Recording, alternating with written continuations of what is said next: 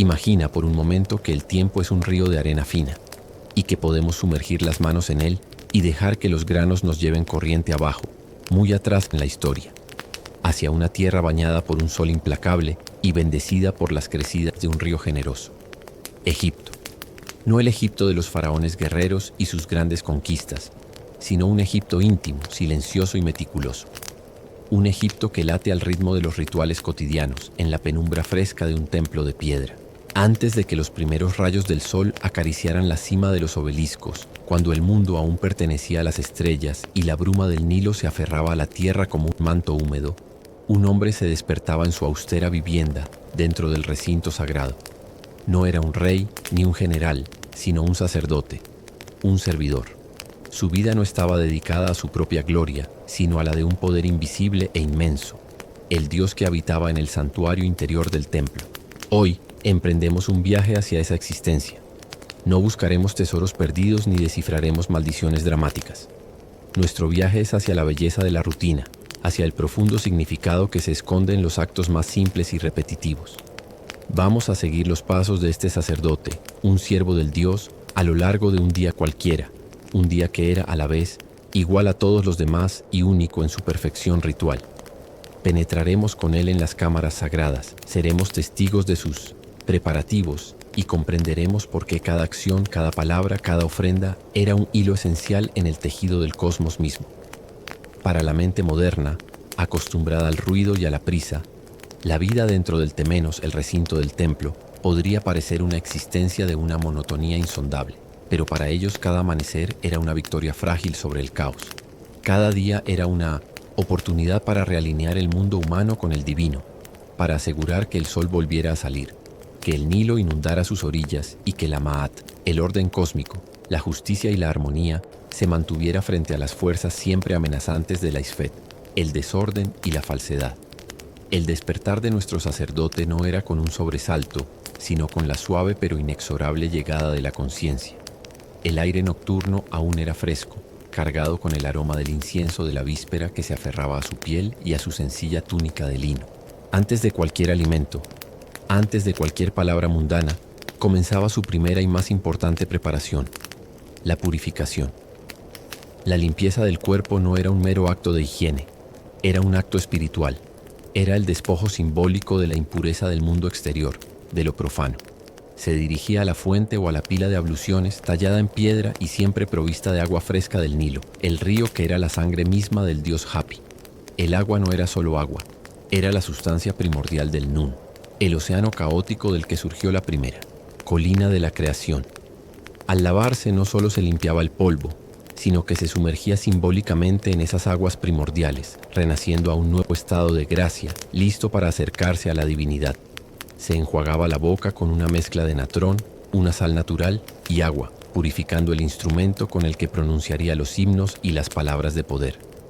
Se lavaba las manos, las que tocarían las ofrendas y, potencialmente, la estatua del dios.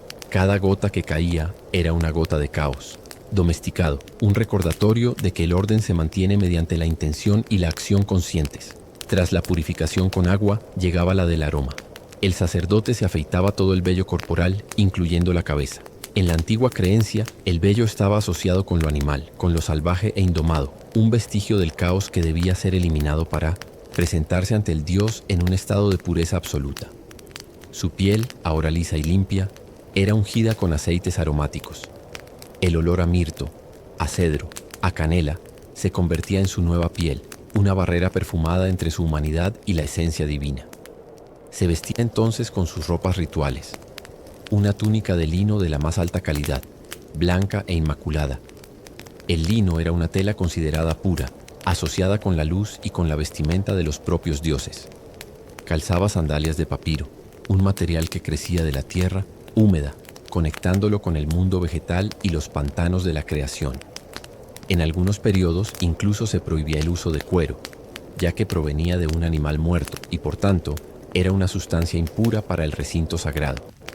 Ahora, físicamente preparado, su mente y su espíritu necesitaban el mismo cuidado.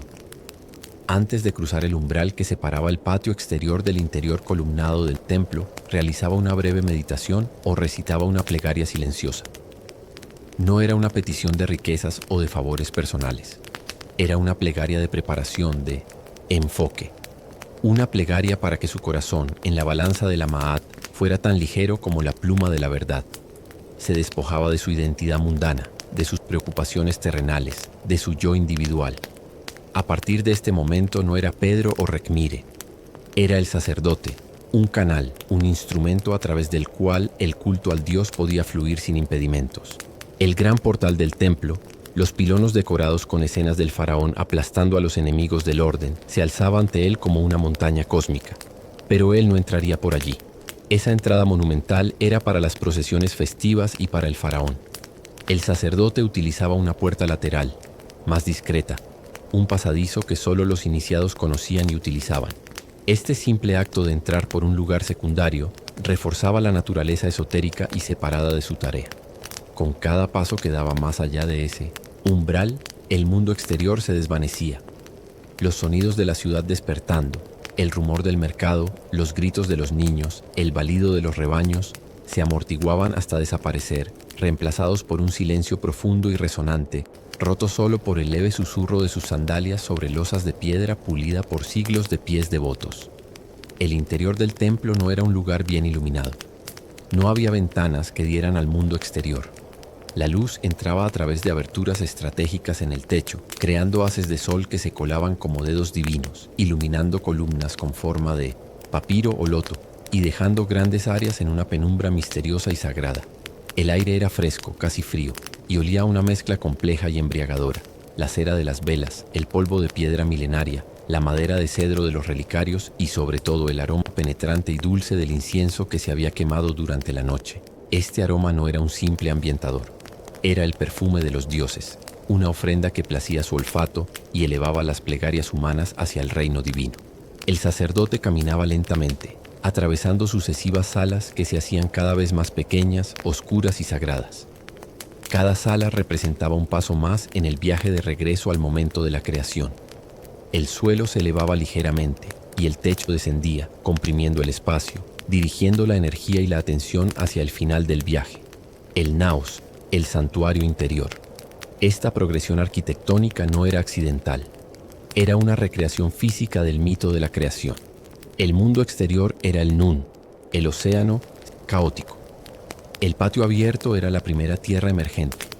Las salas hipóstilas, con sus columnas que imitaban un bosque de plantas primordiales, representaban el pantano de la vida en sus inicios. Y el santuario, la cámara más interna y oscura, era la colina primordial, el lugar donde, al principio de los tiempos, el Dios creador se alzó por primera vez y dio inicio a todo lo existente. Mientras avanzaba, pasaba ante las paredes cubiertas de jeroglíficos y bajorrelieves. Estas no eran meras decoraciones, eran un libro de piedra, un manual de instrucciones cósmico, escenas del faraón realizando ofrendas a los dioses, figuras de deidades con cabezas de animal y cuerpos humanos, y columnas de símbolos sagrados narraban la historia del universo, los nombres secretos de los dioses y las fórmulas rituales que mantenían la frágil burbuja de la civilización a salvo del caos circundante. El sacerdote no necesitaba leerlas, las había internalizado. Eran el paisaje de su mente, el mapa de su realidad. Cada imagen, cada símbolo, era un recordatorio de su lugar en este gran orden.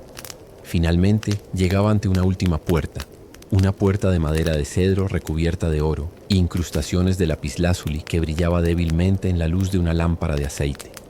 Esta era la puerta del naos. Detrás de ella, en la oscuridad total, residía el Dios, no el Dios como concepto filosófico, sino el Dios como presencia física, tangible.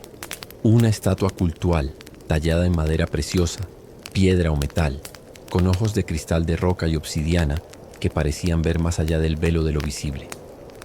Esa estatua no era el Dios en sí, sino su casa, su cuerpo terrenal, el punto de contacto donde la esencia infinita del Dios podía manifestarse en el mundo finito y recibir el culto de los humanos. Aquí, en el umbral final, el sacerdote se detenía. Su respiración se hacía más lenta y profunda. Toda su preparación, toda la secuencia de purificaciones y pasos habían convergido en este momento. El ritual diario de la apertura de la boca estaba a punto de comenzar. Pero antes de tocar la puerta, antes de despertar al Dios de su sueño nocturno, había una última pausa, un último suspiro de silencio en la penumbra. un silencio que era en sí mismo la más poderosa de las oraciones. El universo contenía la respiración, esperando el toque humano que reanudaría el ciclo de la vida una vez más. El sacerdote extendía la mano, no para abrir la puerta de un golpe, sino para colocar suavemente la palma sobre la madera tallada. Era un gesto de reconocimiento, de anuncio silencioso. Luego, con una precisión milimétrica, procedía a retirar el sello de arcilla que había sido colocado la noche anterior. El sello, a menudo estampado con el cartucho del faraón, era la prueba de que el santuario no había sido violado durante la noche, de que el dios había descansado en paz, protegido de los espíritus malignos y las influencias nefastas. Romper ese sello era el primer acto ceremonial del día, un acto que solo él, en su estado de pureza ritual, podía realizar. Con el sello roto, la barrera entre el mundo humano y la morada divina quedaba simbólicamente levantada. Ahora, la puerta podía ser abierta, pero incluso esto se hacía con una ceremonia específica. El sacerdote no la empujaba con brusquedad. Introducía una llave de bronce o madera en la cerradura, una llave que era en sí misma un objeto sagrado, y la giraba con un suave chasquido que resonaba en el silencio absoluto de la cámara. Luego, con ambas manos, deslizaba la pesada puerta hacia un lado, justo lo suficiente para permitir el paso de su cuerpo.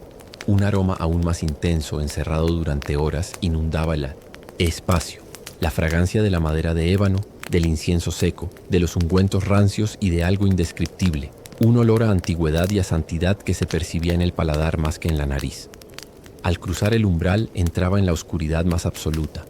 La única luz provenía de la lámpara de aceite que él mismo portaba.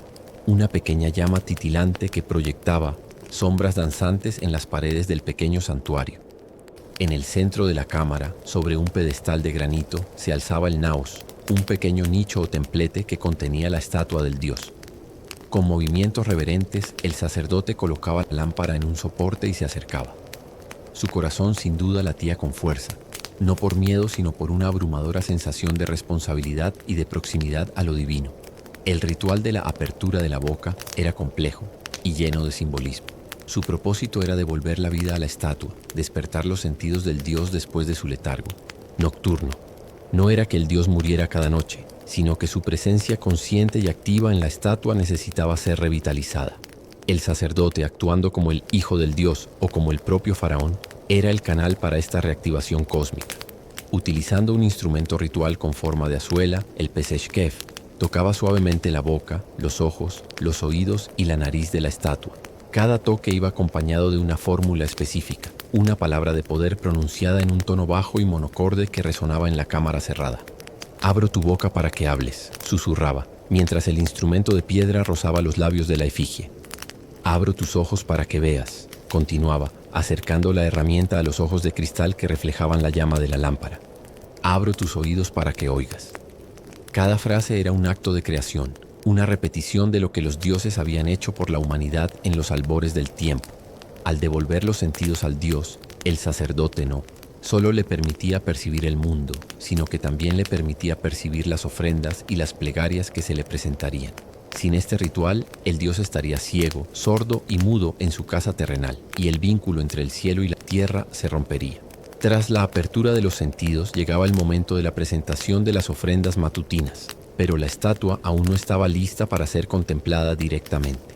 Con movimientos cuidadosos, el sacerdote retiraba el velo que cubría la efigie. La revelación de la imagen divina era un momento de intensa emoción espiritual. Allí, iluminada por la luz parpadeante, estaba la forma del dios. Tal vez Ptah, el creador mediante la palabra, con su sudario ajustado. O Hathor, la dorada, con sus orejas de vaca y su rostro sereno. O Ra-Horajti, el halcón solar con el disco solar sobre su cabeza. El sacerdote se postraba entonces en adoración, tocando el suelo con la frente en un acto de total sumisión y devoción. Recitaba himnos de alabanza, enumerando los epítetos del Dios, su poder, su bondad, su papel en la mantención del universo. Estas no eran alabanzas vacías, eran afirmaciones de la realidad. Al nombrar el poder del Dios lo reforzaban y lo invitaban a manifestarse. Luego comenzaba la ceremonia de la vestimenta y la unción. Con unas pinzas rituales retiraba la ropa del día anterior y los restos de ungüentos secos de la estatua. Luego, con paños de lino inmaculado, limpiaba meticulosamente cada centímetro de la figura, retirando el polvo y las impurezas acumuladas durante la noche. Era un acto de cuidado íntimo, como el de un sirviente vistiendo a su señor. Una vez limpia, procedía a ungir la estatua con aceites sagrados y perfumados, aceite de moringa, de cedro, de mirra. Cada aceite tenía una propiedad específica, un simbolismo que conectaba al dios con aspectos de la creación, la protección o la regeneración. Finalmente vestía la estatua con ropas nuevas y joyas rituales, un collar usek, pectorales, brazaletes y una corona. La estatua, que momentos antes era una figura de madera y piedra, se transformaba ahora en una presencia resplandeciente, vestida como un monarca celestial. Este acto de vestir no era superficial. Era la investidura del dios con su poder y su autoridad, preparándolo para su papel activo en el gobierno del cosmos durante el día que comenzaba. Con el dios ahora despierto, vestido y perfumado, llegaba el momento culminante, la presentación de la comida y la bebida. El sacerdote colocaba ante la estatua una mesa de ofrendas cargada de símbolos de abundancia. Panes en forma de conos y animales, frutas frescas como higos y dátiles, jarrones de cerveza y vino, cortes de carne de res y ave, y verduras como lechugas y cebollas. No se esperaba que el dios consumiera físicamente estos alimentos. En cambio, se creía que absorbía su esencia espiritual, su Ka. El dios se alimentaba del aroma, de la sustancia vital de la ofrenda. Tras un tiempo ritual, estas ofrendas, ahora consumidas por la divinidad, eran retiradas y redistribuidas. Se convertían en la reversión de las ofrendas, alimentos benditos que alimentaban a los sacerdotes, al personal del templo e, indirectamente, a toda la comunidad, cerrando así un ciclo de reciprocidad entre lo divino y lo humano. El sacerdote, tras completar la ceremonia central, comenzaba a retirarse, caminando hacia atrás para no dar la espalda al dios, borrando sus huellas en el suelo de arena con un cepillo ritual, un último acto de pureza y discreción. Cerraría la puerta del santuario, colocaría un nuevo sello y sala tras sala iría reintegrando el templo a su estado de expectativa, dejando atrás la oscuridad sagrada para emerger finalmente a la luz cegadora de la mañana. Pero su día no había terminado. El templo era un organismo vivo, un complejo económico y administrativo que bullía de actividad. Ahora nuestro sacerdote, habiendo cumplido con su deber más sagrado, se transformaba de mediador divino en administrador. Su siguiente destino eran las salas de los archivos y los almacenes, donde se registrarían meticulosamente las ofrendas recibidas y distribuidas. Papiros y ostracas esperaban ser llenados con su elegante caligrafía hierática. Allí, sentado en el suelo o en un taburete bajo, a la luz que entraba por una celosía, se sumergía en un mundo de inventarios y cuentas. 20 panes de la ofrenda diaria, de la hornada del Alto Egipto, dictaba en voz baja a un escriba junior o anotaba él mismo. 5 jarras de cerveza dulce del templo de Amón. Un toro blanco sin defecto, donado por el noble Nakhmin para el festival de Opet. Cada objeto, cada animal, cada medida de grano, era catalogado con una precisión que habría enorgullecido a cualquier contable moderno.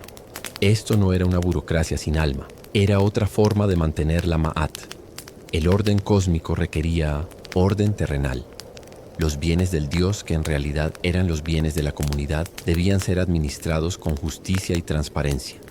Un error en los registros no era solo un desliz administrativo, era una grieta en el orden, un desvío de la armonía que podía tener consecuencias cósmicas. La tarde avanzaba y el calor outside se hacía más intenso, pero dentro de los gruesos muros de piedra el ambiente se mantenía fresco y sereno. Tras las tareas administrativas podía llegar el momento de las enseñanzas. Si nuestro sacerdote era de rango superior, un padre del Dios o un sumo sacerdote, su responsabilidad incluía la formación de los más jóvenes. En una sala columnada, a la sombra, se sentaba con un grupo de novicios, sus túnicas blancas brillando bajo el sol filtrado. Les enseñaba los complejos panteones, las historias de los dioses, la geografía del más allá, tal como se describía en el libro de los muertos. Les hacía practicar la escritura de los jeroglíficos, esos símbolos sagrados que contenían en sí mismos el poder de lo que representaban. Recuerden, les decía con una voz calmada que era un reflejo de la tranquilidad del lugar. La palabra scribe se escribe con el pincel, el frasco de agua y la paleta. Pero el sonido, sesh, es el mismo que para abrir espacio o despejar. El escriba, como nosotros, despeja el camino para la comprensión. Aclara lo oscuro.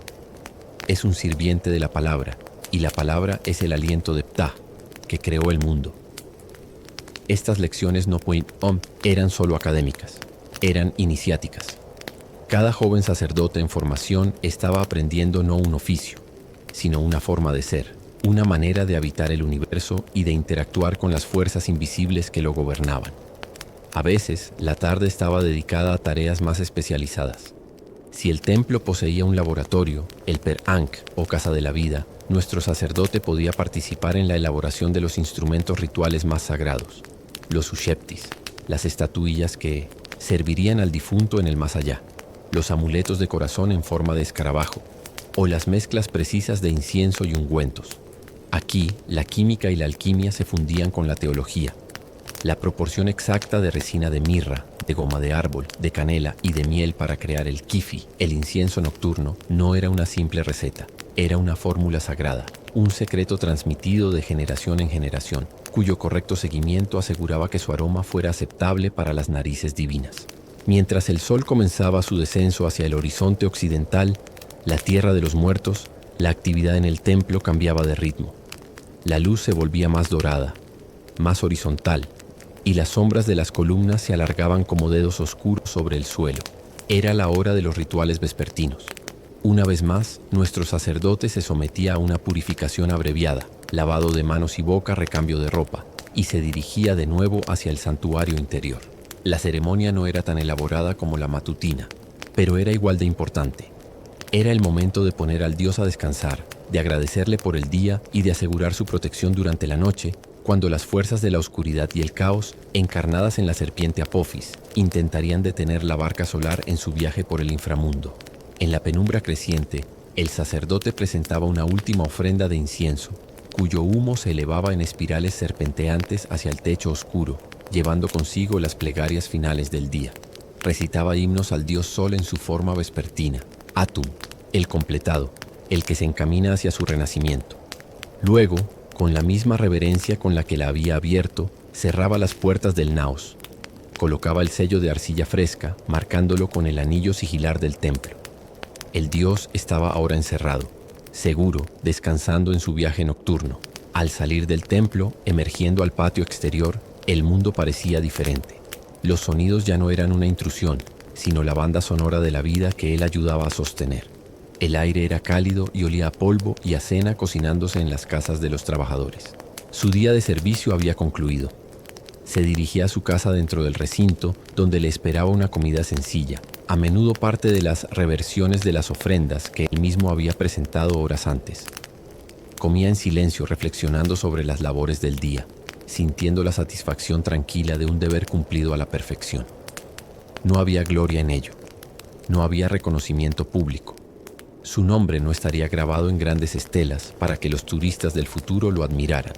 Su recompensa era la certeza interior de haber sido un engranaje esencial, aunque pequeño, en la gran máquina del cosmos, de haber ayudado con sus manos y sus palabras a que el sol se pusiera y de que con toda seguridad volviera a salir al día siguiente. Y mientras la noche se cerraba sobre Egipto, con un manto de estrellas brillantes que eran las almas de los bienaventurados en el más allá, nuestro sacerdote se acostaba, y en el silencio de su habitación, antes de que el sueño lo venciera, quizás susurraba una última plegaria de gratitud no por lo que había recibido, sino por haber tenido el privilegio de servir. Y en esa quietud, el templo, la ciudad y todo el mundo conocido dormían en paz, confiados en que el orden se mantendría, gracias a la rutina sagrada de hombres como él. Pero la vida del templo no se limitaba únicamente al ciclo diario de despertar y acostar a la divinidad. Existía un ritmo más amplio marcado por el movimiento de los astros y el calendario de festivales que teñían la rutina de colores y significados especiales. Nuestro sacerdote, aunque anclado en la repetición tranquilizadora de cada día, también era un navegante en este mar temporal más vasto. Su existencia estaba sincronizada no solo con el sol, sino con la luna, con la crecida del Nilo y con las fiestas que celebraban los misterios de los dioses. Cada 10 días aproximadamente llegaba lo que se conocía como el día de la salida. No era un día de descanso en el sentido moderno, sino un cambio de turno. El personal sacerdotal se organizaba en files o grupos de servicio, y nuestro hombre, tras su periodo de servicio dentro del recinto sagrado, que podía durar un mes, era relevado por otro grupo. En este día realizaba una purificación final más elaborada y entregaba sus vestiduras rituales y sus instrumentos al siguiente sacerdote. Era un traspaso de responsabilidad cargado de solemnidad. No se marchaba a un mundo completamente profano. Su vida seguía estando ligada al templo, pero desde una distancia diferente. Quizás regresaba a una casa en la ciudad, donde podía visitar a su familia, atender asuntos personales o simplemente contemplar el templo desde fuera, sabiendo que el ritmo sagrado continuaba sin él, pero también gracias a él. Y luego estaban los festivales. Estos eventos rompían la monotonía no con caos, sino con una celebración ordenada y exuberante. El más grandioso de todos era quizás la fiesta de Opet en Tebas. Durante varias semanas, la ciudad entera se transformaba en un escenario de júbilo divino. La estatua del dios Amón-Ra, junto con las de su esposa Mut y su hijo Jonsu, abandonaba la oscuridad segura de Karnak para emprender un viaje procesional en su barca sagrada portada por los sacerdotes hacia el templo de Luxor, a pocos kilómetros de distancia. Nuestro sacerdote, en tales ocasiones, no era un mero espectador. Formaba parte del cortejo, cantando himnos, llevando estandartes o ayudando a portar los pesados astiles de la barca divina, cuyos reflejos dorados centelleaban bajo el sol abrasador. El aire vibraba con el sonido de sistros, panderos y flautas. La multitud, apiñada a lo largo de la avenida de Esfinges, gritaba de alegría, elevaba sus manos en adoración y presentaba pequeñas ofrendas personales. El olor a cerveza, a carne asada y a flores de loto se mezclaba con el polvo levantado por miles de pies. Para el sacerdote, acostumbrado al silencio sepulcral del santuario, esta explosión de vida, color y sonido debía ser a la vez abrumadora y profundamente conmovedora. Era la prueba tangible de que su trabajo en la soledad tenía un eco en el corazón de la gente. Era la fe del pueblo, ruidosa y visceral, encontrándose con la teología estructurada del templo. En estos festivales, la barrera entre lo sagrado y lo profano se difuminaba temporalmente, y el Dios salía a bendecir a su pueblo, y el pueblo, a su vez, revitalizaba con su fervor la presencia del Dios. Otro festival crucial era el Heb Set, o Fiesta Set, una ceremonia de renovación real que ocurría generalmente tras 30 años de reinado del faraón. Aunque no ocurría con frecuencia en la vida de un sacerdote, cuando lo hacía, era el evento del siglo. El templo se convertía en el centro de complejos rituales diseñados para rejuvenecer la fuerza física y el poder cósmico del faraón, quien al renovarse aseguraba la renovación de toda la tierra de Egipto. Nuestro sacerdote participaba en ofrendas especiales, en dramáticas representaciones de la muerte y resurrección del rey, y en la confirmación de su derecho a gobernar ante los dioses. Era un recordatorio de que el faraón era el vínculo supremo entre lo humano y lo divino, y que la salud de la nación dependía de la eficacia de este vínculo. Un vínculo que sacerdotes como él ayudaban a mantener día a día. Más allá de estos grandes eventos públicos, existían rituales más íntimos, pero igual de significativos. Uno de ellos era el cuidado de los animales sagrados. En muchos templos, ciertas especies eran consideradas encarnaciones vivientes de la esencia divina. En Saqqara, el toro Apis era la manifestación de Ptah. En Heliópolis, el Benu, la ave fénix, era un símbolo de Ra y de la resurrección. Y por todo Egipto, los gatos estaban asociados con la diosa Bastet, los ibis con Tot y los cocodrilos con Sobek. Nuestro sacerdote podía tener la tarea de atender a estas criaturas. Alimentar al sagrado cocodrilo de El Fayum, por ejemplo, no era un simple trabajo de granjero, era un acto de devoción. Se acercaba a la bestia con cautela y respeto, ofreciéndole cortes selectos de carne y recitando plegarias a Sobek, el señor de las aguas, pidiendo por la fertilidad de la tierra y la seguridad de los pescadores. Cada acto, desde el más grandioso hasta el más mundano, estaba imbuido de esta capa de significado simbólico. Barrer el suelo del templo no era quitar polvo, era erradicar la influencia de Seth, el dios del desorden. Encender una lámpara no era solo iluminar, era una recreación en miniatura del primer amanecer, una victoria de Ra sobre Apophis. La vida del sacerdote era, por tanto, una vida de poesía ritual constante. Su mente estaba entrenada para ver el universo entero reflejado en los detalles más pequeños de su rutina. Pero, ¿qué pasaba en su interior? ¿Qué pensaba y sentía este hombre mientras realizaba año tras año los mismos gestos, pronunciaba las mismas palabras? Es difícil escudriñar el corazón de alguien que vivió hace milenios, pero los textos sapienciales y las autobiografías en sus tumbas nos ofrecen pistas. No parece haber sido una vida de éxtasis espiritual permanente. Había lugar para la duda, para el cansancio, para la frustración. En algunos textos los sacerdotes se quejan de la carga de su trabajo, de la exigencia de pureza constante, de la envidia y las intrigas dentro del clero. Sin embargo, la fuerza motriz que prevalecía era un profundo sentido del deber, la Zebait. Este concepto no se traduce simplemente como deber. Implica enseñanza, moralidad y el camino correcto para vivir una vida armoniosa. Servir al Dios era la máxima expresión de la Zebait. Era la manera de asegurar no solo el orden del cosmos, sino también una buena vida y un buen destino tras la muerte.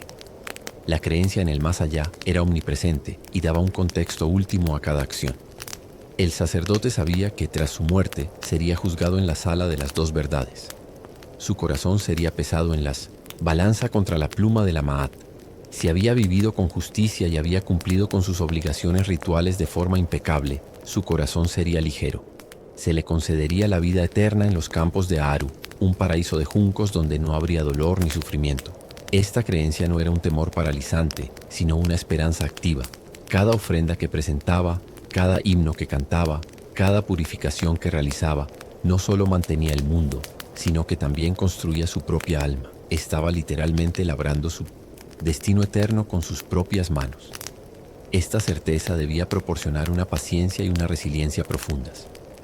Un día malo, un error en el ritual, un pensamiento impuro, podían ser compensados al día siguiente con mayor atención y devoción. La rutina no era una cárcel, era un camino de perfección espiritual. Imaginemos un momento de quietud en una tarde particularmente calurosa. El sacerdote ha terminado sus tareas administrativas y tiene un rato de quietud antes del ritual vespertino. Se sienta en el umbral de una sala, observando cómo el polvo danza en un rayo de sol que cae desde lo alto. En el silencio su mente puede divagar. Quizás recuerda a su padre, que también fue sacerdote y que le enseñó los primeros signos jeroglíficos. Quizás piensa en su hijo y si seguirá o no el mismo camino. O tal vez, simplemente, deja que su conciencia descanse en la paz del lugar. Siente la piedra fresca bajo sus palmas, huese el aroma familiar del incienso y la cera, y escucha el leve zumbido de una abeja perdida entre las flores del patio. En momentos como estos, la separación entre su ser individual y su función sacerdotal podía desdibujarse por completo.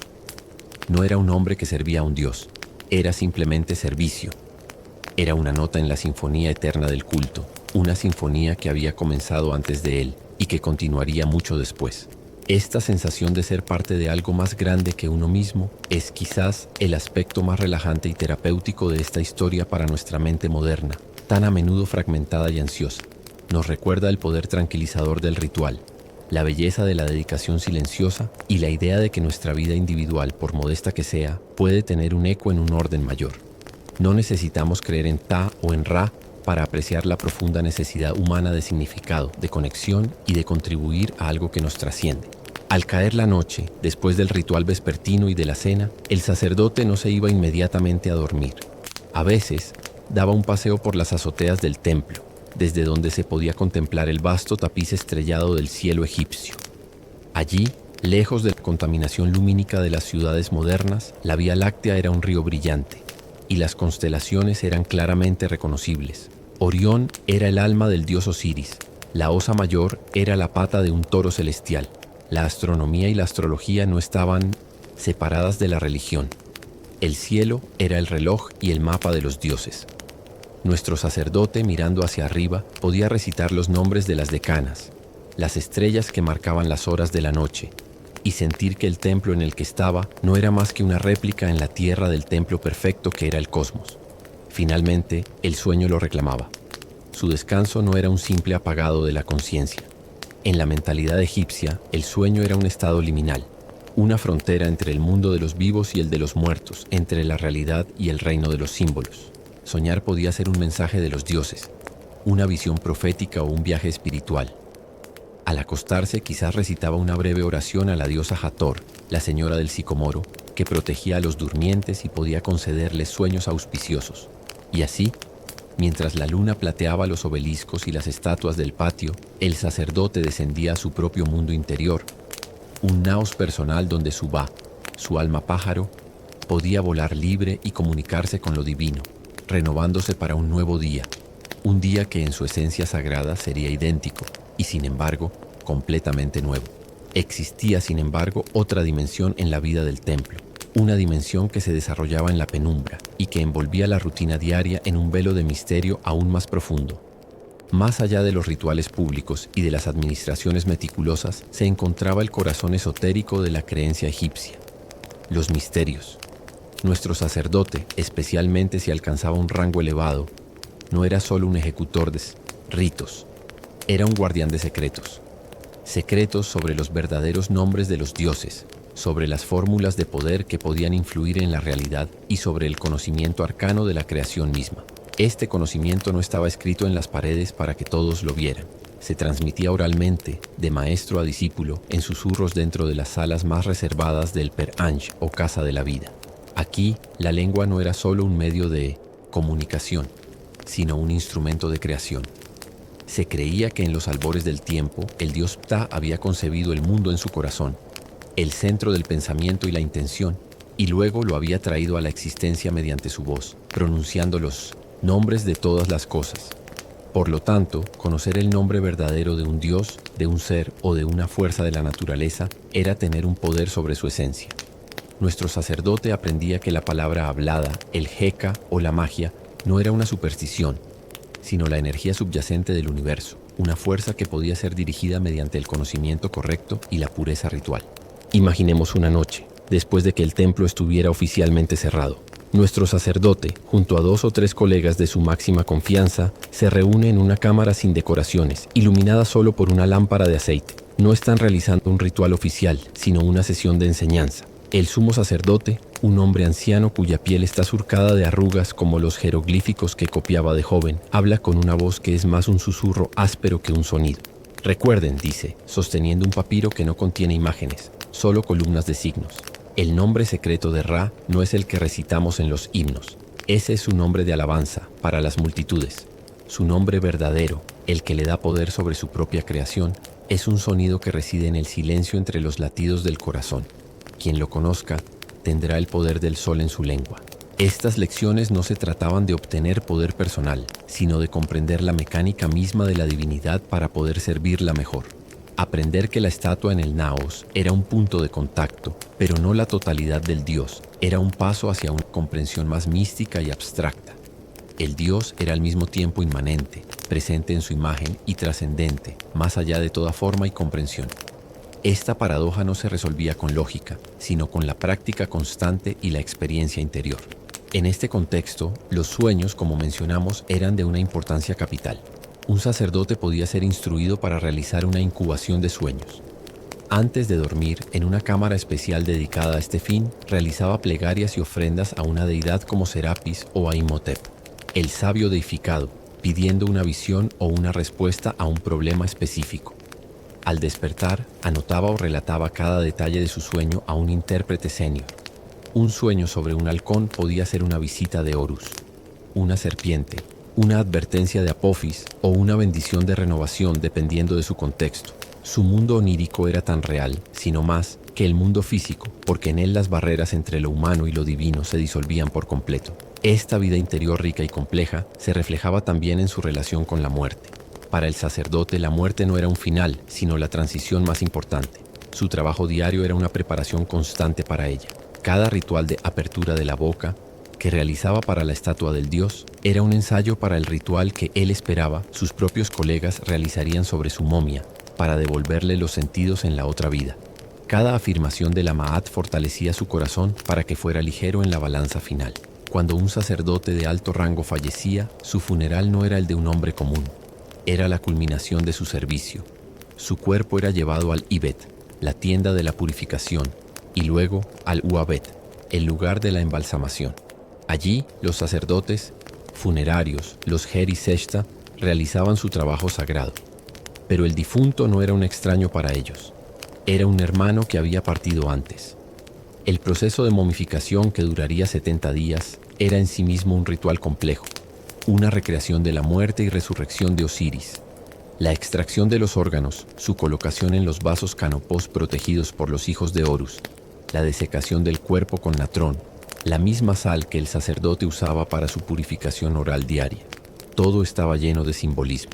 Finalmente, su cuerpo, ahora transformado en una efigie eterna, era llevado en procesión hacia su tumba, una casa para la eternidad que había sido preparada con años de antelación. Los sacerdotes de su templo, vestidos con máscaras de Anubis, recitaban los hechizos del libro de los muertos mientras su sarcófago era llevado a la cámara sepulcral. Allí se realizaba la ceremonia final de la apertura de la boca sobre su momia, usando los mismos instrumentos que él había usado tantas veces. Su hijo o su sucesor, tocando su boca con el Peseshkef, pronunciaba las palabras que él conocía tan bien. Abro tu boca para que hables en el más allá. Abro tus ojos para que veas a Osiris. Era el círculo cerrándose. El servidor del dios era ahora el invitado de honor en el reino divino. Su tumba, decorada con escenas de su vida y de los rituales que realizaba, se convertía en un templo en miniatura, un punto de anclaje para su Ka y su Ba en la eternidad. Las ofrendas que se le presentaban, pan, cerveza, aves, eran una extensión del mismo, ciclo de reciprocidad que él había mantenido. La comunidad cuidando de quien los había cuidado a ellos, asegurando su bienestar en la otra vida para que desde allí pudiera interceder por los vivos. Esta profunda interconexión entre la vida, la muerte y el más allá impregnaba cada momento de la existencia del sacerdote con una serena urgencia. No había lugar para la apatía. Barajar el suelo, anotar una medida de grano, cantar un himno al amanecer, todo era un acto sagrado, un verso en el poema eterno de la creación. Mientras el mundo exterior, con sus guerras, sus cambios de dinastía, sus sequías e inundaciones, seguía su curso impredecible, el templo permanecía como una isla de orden intencional. Y en el centro de esta isla, hombres como nuestro sacerdote eran los jardineros, regando diariamente las raíces invisibles que mantenían al mundo floreciente. Su recompensa no era la fama, sino la certeza. La certeza de que mientras él y sus compañeros mantuvieran el ritmo, el sol continuaría su camino, el Nilo volvería a crecer y el corazón de Egipto, ese corazón que era el santuario de cada templo, seguiría latiendo. Era una fe activa, una fe que se vivía no solo con el corazón, sino con las manos, la voz y los pies descalzos sobre la piedra fría. Una fe que convertía la rutina más estricta en la más profunda de las libertades, la libertad de participar conscientemente en la danza eterna del cosmos. Sin embargo, ningún relato sobre la vida en el templo estaría completo sin sumergirnos en el mundo sensorial que rodeaba a nuestro sacerdote, porque su experiencia no era solo una de rituales y pensamientos, sino también de una inmersión total en un entorno cuidadosamente construido para despertar, guiar y calmar los sentidos, orientándolos hacia lo divino. Era un baño continuo de percepciones que reforzaban en un nivel profundo y a menudo inconsciente la realidad sagrada que servía. Comencemos por la vista. Al salir del mundo exterior, de colores terrosos y luz cegadora, el interior del templo era un universo de semipenumbra y sombras danzantes. Pero esta oscuridad no era vacía, estaba poblada de imágenes. Las paredes, los pilares, los techos, todo estaba cubierto de bajorrelieves pintados en colores vibrantes. No eran los tonos apagados que vemos hoy en los museos, desgastados por los milenios. Eran rojos ocres como el desierto, azules profundos del lapislázuli triturado, verdes brillantes de malaquita, amarillos del oropimente y blancos segadores de yeso. Estas imágenes no estaban ahí para ser admiradas como arte. Eran presencias activas. El dios tallado en la pared no era una representación, era una manifestación. Cuando el sacerdote pasaba frente a una imagen de Horus, el dios halcón estaba realmente allí, observando, protegiendo. La luz de las lámparas de aceite, parpadeante y movediza, daba vida a estas figuras. Hacía parecer que los ojos de obsidiana seguían al sacerdote en su recorrido, que los pectorales de oro y fayenza brillaban con una luz interior. Esta estimulación visual constante, pero suave, mantenía su mente en un estado de alerta reverente, recordándole en cada momento que estaba caminando en un espacio poblado por lo divino. Luego estaba el sonido. El silencio del templo no era el silencio de la nada, sino un silencio resonante, un lienzo sobre el que se pintaban los sonidos rituales.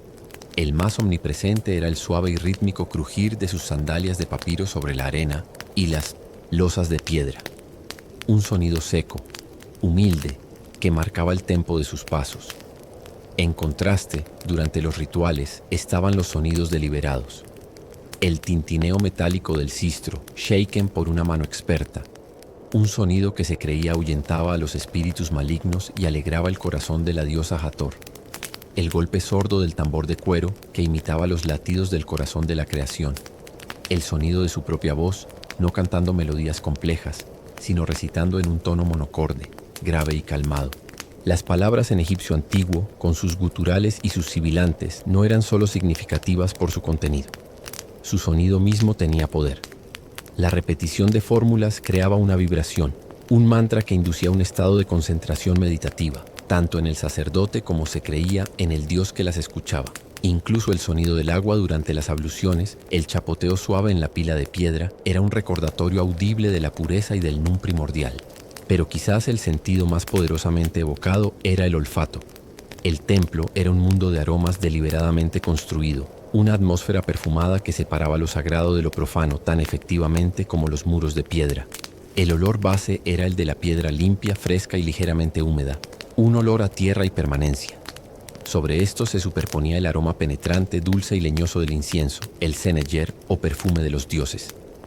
La resina de árboles lejanos se quemaba constantemente en braseros y su humo, espeso y aromático, se enroscaba hacia el techo, llevando consigo las plegarias.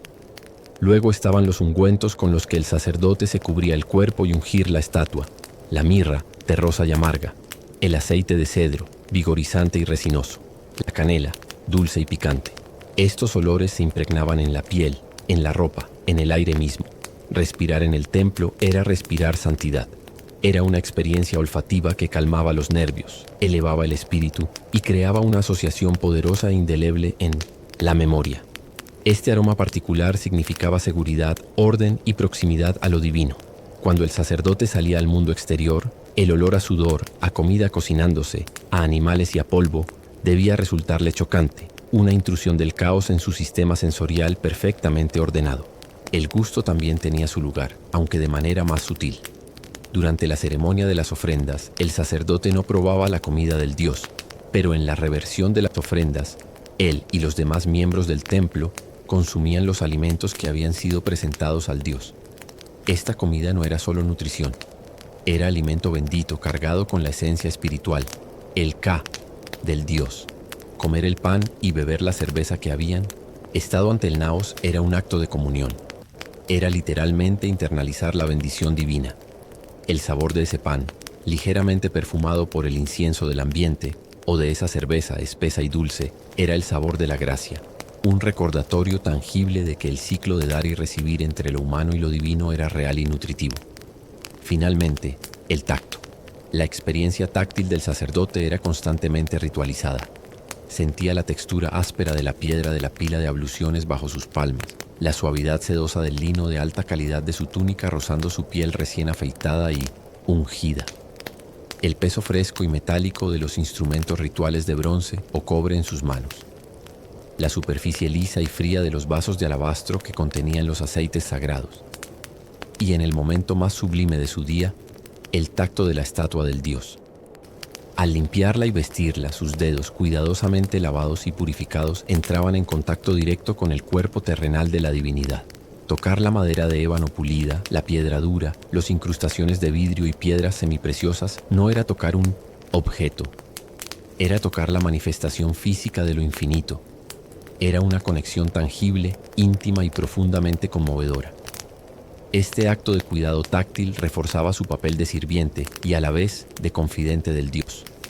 Esta sinfonía sensorial, la vista de las sombras y los colores, el sonido de los rezos y los instrumentos, el aroma del incienso y los ungüentos, el sabor de la comida bendita, el tacto de la piedra y lo sagrado, creaba un estado mental único.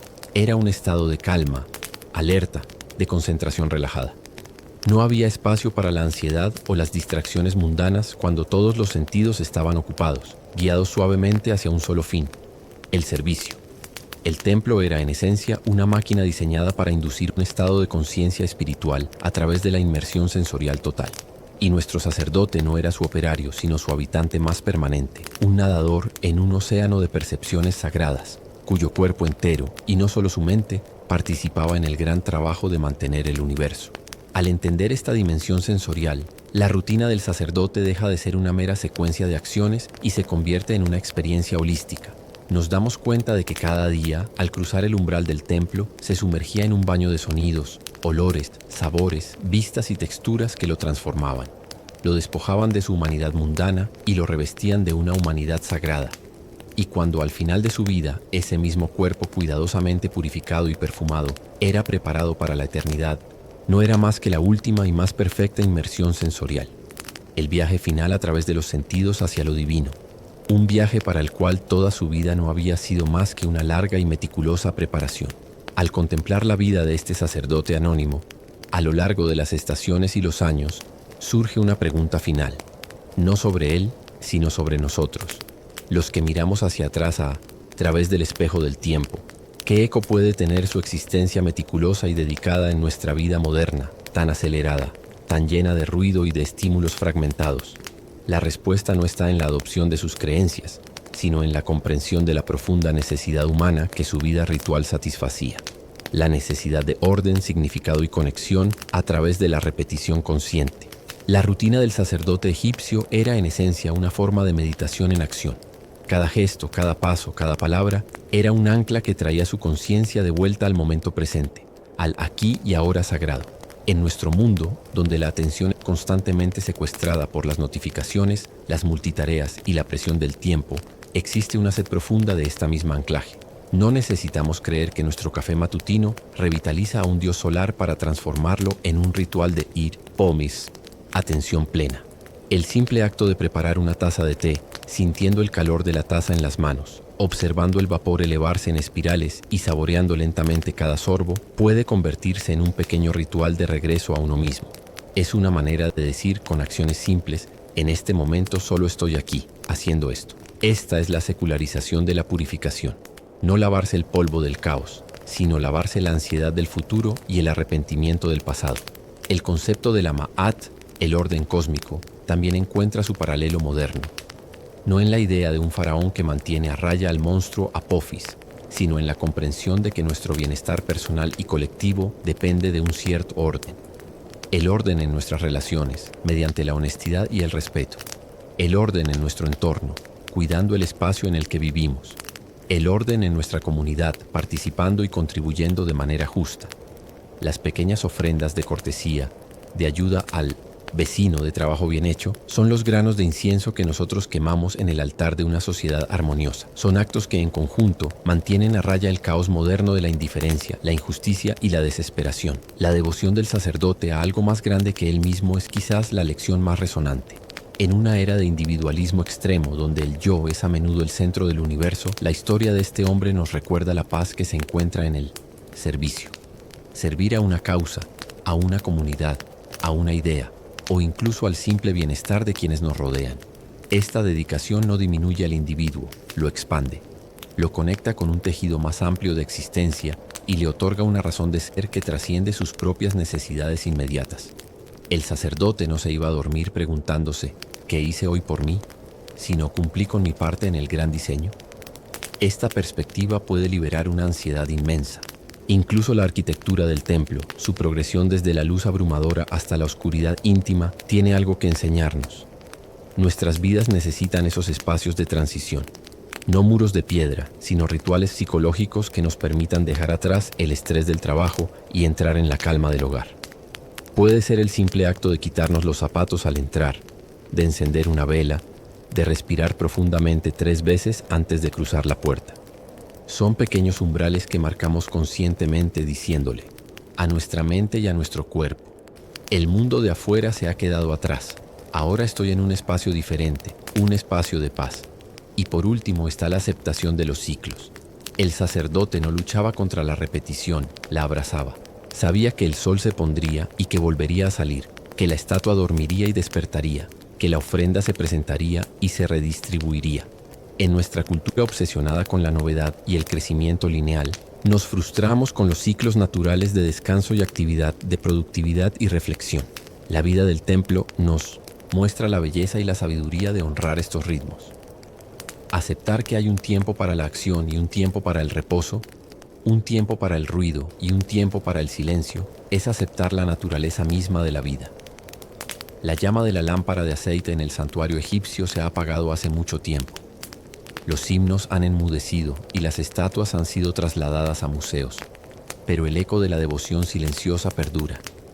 Perdura en el anhelo humano de significado, en la búsqueda de paz en medio del caos, y en el reconocimiento tácito de que hay una armonía subyacente en el universo, una Ma'at que podemos elegir apoyar con nuestras acciones diarias, por pequeñas que sean. Al final, la historia del sacerdote no es solo una lección de historia, es una invitación a encontrar los pequeños templos en nuestra propia vida, los rituales que nos centran, los servicios que nos conectan, los ciclos que nos sostienen. No necesitamos un naos de granito ni un papiro con hechizos. Nos basta con un momento de quietud al amanecer, una tarea realizada con plena atención, un acto de bondad desinteresada. En estos actos nosotros también, como el sacerdote anónimo de un río lejano, podemos participar en la eterna danza del orden, aportando nuestra propia nota, suave y persistente, a la sinfonía del cosmos. Y en esa participación encontramos el descanso más profundo, la relajación más genuina y la paz que surge de saberse una parte integral, aunque minúscula, de algo infinitamente grande y hermoso. El río de arena del tiempo sigue fluyendo, pero en su corriente, los granos de aquellas vidas dedicadas brillan con una luz tranquila y perdurable, recordándonos que la mayor aventura no siempre está en lo extraordinario, sino en la profundidad con la que vivimos lo ordinario. Que el sueño de aquel sacerdote, de un mundo en perfecto orden, nos inspire a crear, en nuestra propia medida, pequeños santuarios de paz en el templo de nuestros días.